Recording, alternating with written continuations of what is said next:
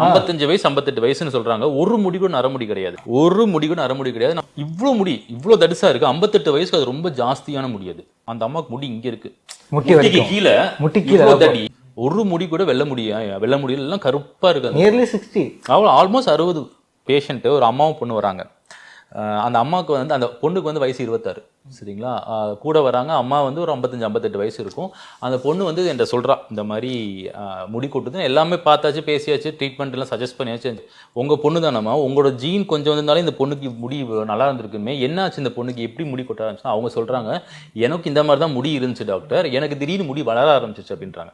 So அப்போ அவங்கள கேட்குறேன் என்னென்னலாம் நீங்கள் பண்ணிட்டு இருக்கீங்க அப்படின்ட்டு. அவங்க சொல்கிறாங்க அவங்க வீட்டுக்கு வெளியில் வந்து கருவேப்பிலை மரம் இருக்கான், சரியா. டெய்லி அவங்க வந்து வாசத்தளிக்கும் போது கருவேப்பிலை இலையெல்லாம் இருக்குல்ல, அதெல்லாம் சும்மா கீழே விழுந்து கிடக்குதான் டெய்லி சாப்பிட்டுட்டே இருக்காங்களாம், சரிங்களா. இது வந்து ஒரு 10-15 வருஷமா பண்றாங்க அவங்க.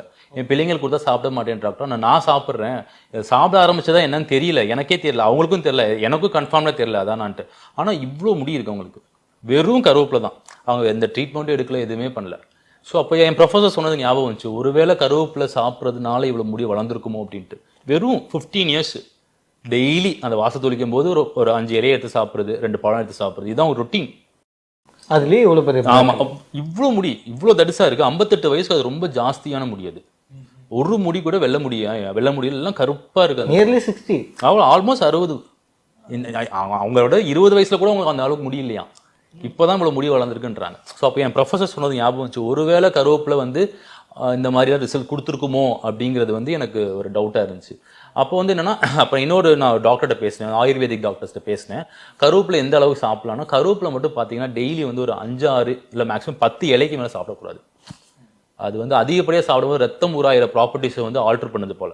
அதனால கருவேப்பிலை ஜூஸாக அடிச்சு யாரையும் குடிக்க சொல்லாதீங்க அப்படின்னு அந்த டாக்டர்கிட்ட சொன்னார், நேச்சுரோபதி டாக்டர்கிட்ட சொல்லும்போது சொன்னார்.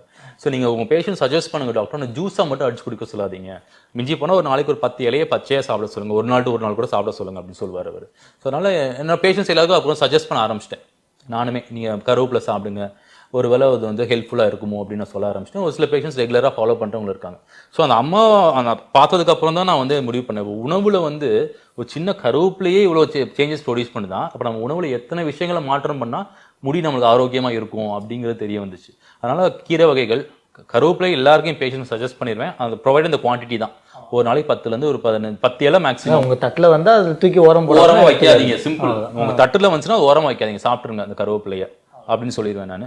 அப்புறம் வந்து பார்த்தீங்கன்னா தக்காளி, அதாவது சாம்பாரில் இருக்கும்போது எல்லாமே எடுத்து வைப்போம்ல, பருப்பில் போட்டாங்கன்னு எடுத்து வைப்போம், அது எல்லாத்தையும் சாப்பிடுச்சு தக்காளி. அப்புறம் வந்து பார்த்தீங்கன்னா பொமோகிரானட் ஃப்ரூட்ஸில் வந்து மாதுளை தாராளமாக சாப்பிட்லாம், நெல்லிக்காய். அப்புறம் வந்து பார்த்தீங்கன்னா கீரை வகைகள் சொல்லிட்டேன், நட்ஸு, எல்லா நட்ஸையும் வந்து ஒவ்வொரு நாளும் ஒவ்வொரு நட்ஸ், ஒரு நாளைக்கு 5 பாதாம் சாப்பிடுங்க, ஒரு நாள் 2 வால்நட் சாப்பிடுங்க. ஸோ ஒவ்வொரு நட்டையும் ஒவ்வொரு நாள் சாப்பிடுங்க, ரொட்டீனில் வச்சுக்கோங்க நீங்கள். ஸோ இந்த மாதிரியான விஷயங்கள் எல்லாமே நம்ம ஆரோக்கியமாக ஃபாலோ பண்ணும்போது நிறைய ரிசல்ட்ஸ் இருக்குது நம்மளுக்கு.